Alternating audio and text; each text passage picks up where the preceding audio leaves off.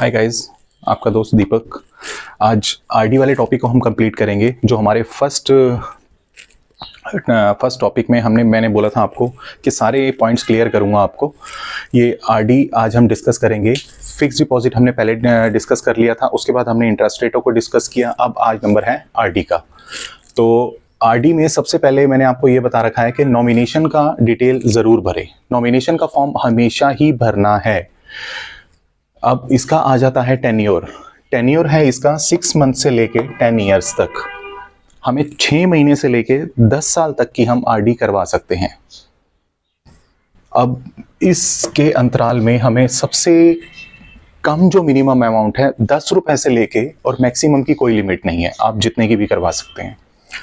अगला interest rate आ जाता है 5% से लेके 6.5% तक, 5% से 6.5% तक, चाहे आप बैंक में कराएं चाहे आप पोस्ट ऑफिस में कराएं। आरडी का इंटरेस्ट एफडी से कम ही रहता है। और अगर हमें ये अगला पॉइंट है टैक्स आ जाता है। अगर हमारा इंटरेस्ट 10,000 से साल का ज़्यादा होता है तो हमें टीडीएस देना पड़ता है 10%। और अगर हमें ये भी है 10% जो टैक्स है, हमें उसको बचाने के लिए 60 साल से जो नीचे हैं उसको 15G का फॉर्म भरना पड़ता है, और 60 साल से जो ऊपर हैं उनको 15H का फॉर्म भरना पड़ता है इस टीडीएस को बचाने के लिए। और अगला पॉइंट आ जाता है, अगर हमें प्री मैच्योर अकाउंट क्लोजर, अगर हमें मान लो हमने कराई है 1 साल की आरडी, 1 साल की आरडी में अगर हमने 6 महीने में उसको ब्रेक करनी है तो हमें उसके लिए पेनल्टी देनी पड़ेगी। पहले तो ब्रेक होती नहीं है, उसके लिए काफ़ी फॉर्म वगैरह भरने पड़ते हैं, तो इसीलिए उसके लिए हमें पेनल्टी देनी पड़ती है। पेनल्टी कुछ मामूली सी होती है, 0.5% 1% का पेनल्टी देना पड़ता है। फ्रीक्वेंसी ऑफ इंटरेस्ट, हमें जो इस आरडी में इंटरेस्ट मिलता है ना, मंथली नहीं मिलता, हम ईयरली ले सकते हैं, लेकिन एफडी की तरह हमें मंथली भी नहीं मिलता, इसमें क्वार्टरली मिलता है। एवरी क्वार्टर और 3 महीने के अंतराल पे इंटरेस्ट मिलता है। और मिड टर्म और पार्शली विड्रॉल, हम इसको मिड टर्म और पार्शली विड्रॉल नहीं कर सकते, कोई अलाउड नहीं है इसमें जो हमने टर्म सेट कर रखा है, हमें 1 साल 2 साल 3 साल या 10 साल या 6 महीने, उसी पे ही हमारी ब्रेक होगी। अगर बहुत ज़्यादा ज़रूरत है कुछ है तो हम छोटा सा मामूली पेनल्टी हमें देनी पड़ेगी, तब जाके हमारी ये ब्रेक होके हमें मिलेगी। इसके लिए एलिजिबल कौन कौन है? एक तो हर कोई ये करा सकता है, anyone can do. Any minor above the age of 10, अगर वो 10 साल से ज़्यादा का है, माइनर में आता है, टीन एज का है, 18 से नीचे है, तो उसका अलग से अकाउंट खुलता है, माइनर आरडी अकाउंट, उसको कहते हैं माइनर आरडी अकाउंट। और अगर वो 10 साल से नीचे है तो उसको मम्मी पापा के नाम से या अपने कोई गार्डियन के नाम से अकाउंट खुलवाना पड़ता है। तो ये हमारी एलिजिबिलिटी है।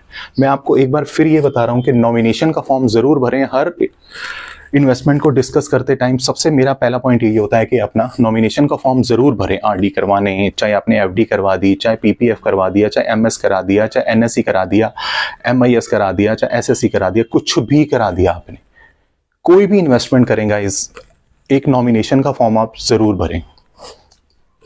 मैं एक बार आपको दोबारा से ये बता देता हूँ 7 पॉइंट। टेन्योर क्या होता है? 6 मंथ से लेकर 10 ईयर्स तक हम ये आरडी करवा सकते हैं।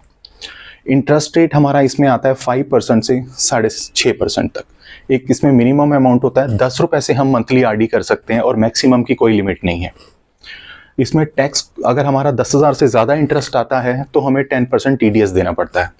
और इसमें हमें उस टीडीएस को बचाने के लिए 15G जो 60 से नीचे हैं और जो 60 से ऊपर हैं उनको 15H का फॉर्म भरना पड़ता है, उसमें सारी डिटेल अपनी डालनी पड़ती है।